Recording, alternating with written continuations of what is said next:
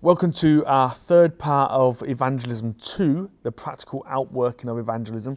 And in this session, we're going to be looking at connecting with other organisations. So it's sometimes deemed as being a bit rude if you don't connect with other churches and church organisations if you're going into a certain area to do evangelism or to plant a new church.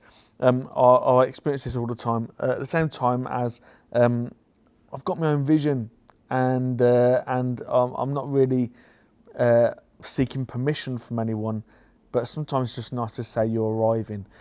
Also, we need to be in a place where we're not slagging off the church, right? So let's not be the person who comes in saying every other church is doing it wrong, only I know the right way. It's just out of order. It's a bit rude and a bit rough. So instead, we want to be complementing one another. So what you can do is I would recommend helping some other churches with their vision and with their sort of outreach and stuff as much as you can whenever you get the opportunity to do so. Be kind to others who are on the same mission as you. And then connect with other churches, send them an email, ring them up, leave them a message, do something, send them a Facebook message. As long as you've done something to let them know that you're not just some maverick who'll do what he wants, whether anyone likes it or not. As long as you let them know that you're interested in being connected to the local church, that's the main thing. Ultimately, really, you want to be working out of the church where you are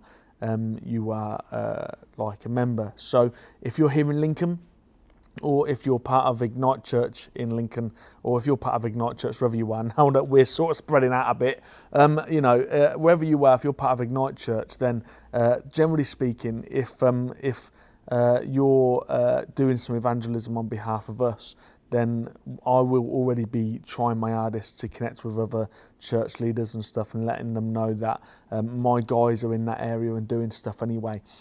So that might look like, I think the other week I rang my own pastor, my home church pastor in Northampton, and said, I've got a couple of guys who attend our church online and they'd like to do some outreach in Northampton. We don't want to step on anyone's toes. Is that okay that we do that? Or you don't mind us doing that? We're not like doing anything across your bow or anything. We're not doing anything to sort of accidentally like go against something that you're doing or in competition with what you're doing. And lovely and kind. I love Pastor Jason. He said, "Oh no, definitely not. In fact, if you need some help, give Ryan a shout. He's one of the assistant pastors there, and a friend of mine as well, which is really cool." So like just connecting with people is always a good idea. Other organisations that you might want to connect with: a city council or local council and county council. Now, it's usually quite hard to connect with those guys, but I've found that if I turn up to other people's stuff, then eventually I'll become well known by them. So that started in Lincoln with us just helping out at the local community centre and doing some like litter picking and stuff like that. And then eventually we would be invited to other stuff, and before we knew it, I was being invited to speak at city council run events and county council run events and stuff like that. We now, with county council, have given us 2 buildings here, and the city council really love us. They let us use all of their equipment and stuff whenever we want. We have really good connections with them, but it all started off with me just turning up to some stuff that was run by other people, really. And just being around, so I'd turn up to the neighbourhood board meetings, which is run by the city council, and then you get to know all the local councillors, you get to know the local police officers, you get to know everyone. Randomly, you can imagine before as a Christian, whenever I saw a police officer, I'd run. But today, I get stopped by the police all the time in the street to have a conversation about crime and how Darren can help out and how Ignite Church can help out with the crime stats and how, Darren, you know everyone. Where's this person hiding out at the moment? I'm like, I don't know most of the time because we're on an estate and we don't want to be grass, right? So, they know if they really need something, they can come to me. And it's funny, I find it really interesting that the police often come to me to ask me questions about what's happening on the estate.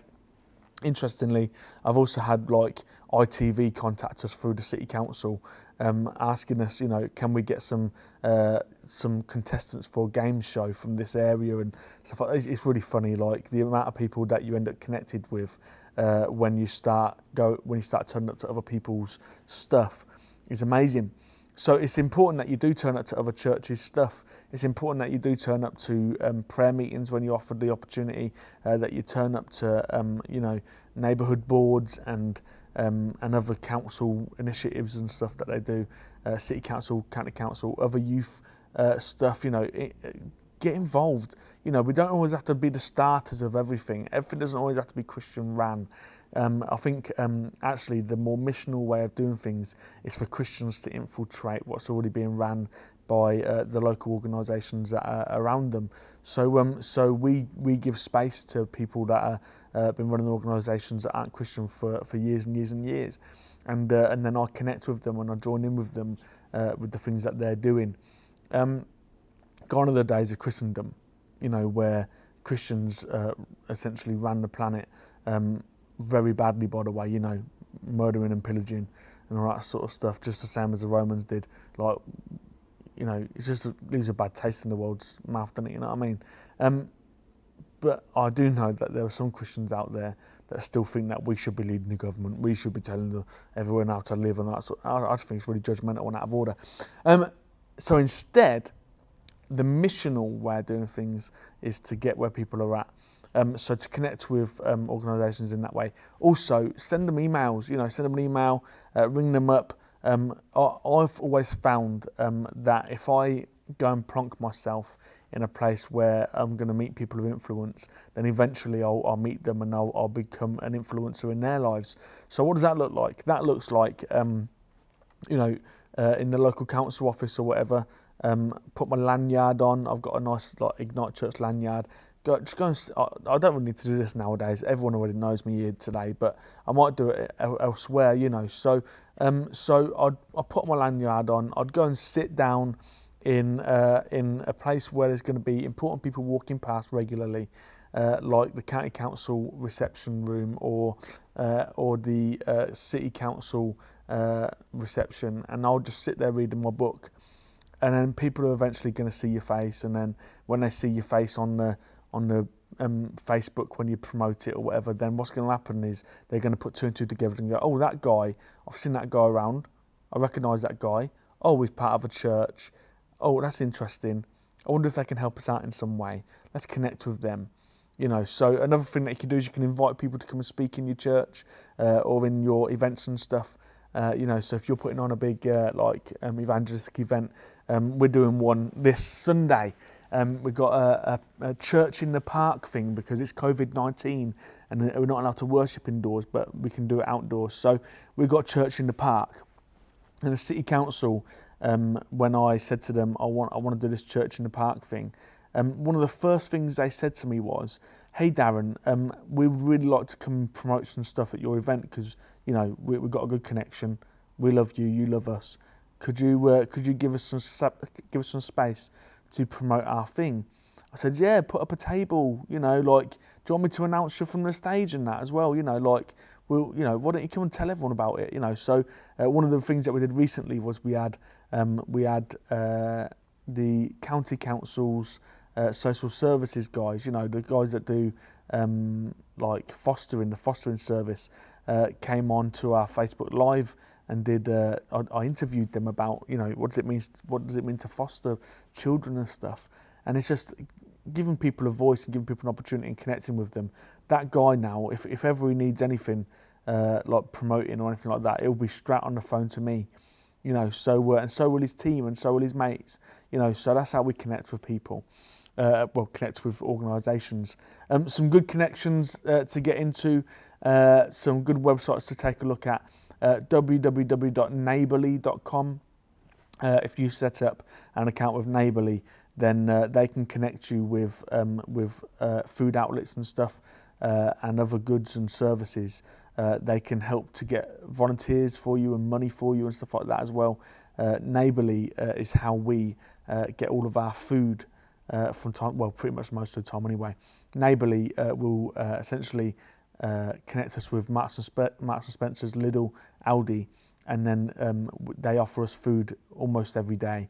We're out delivering food almost every day to people that are poor, some that aren't poor.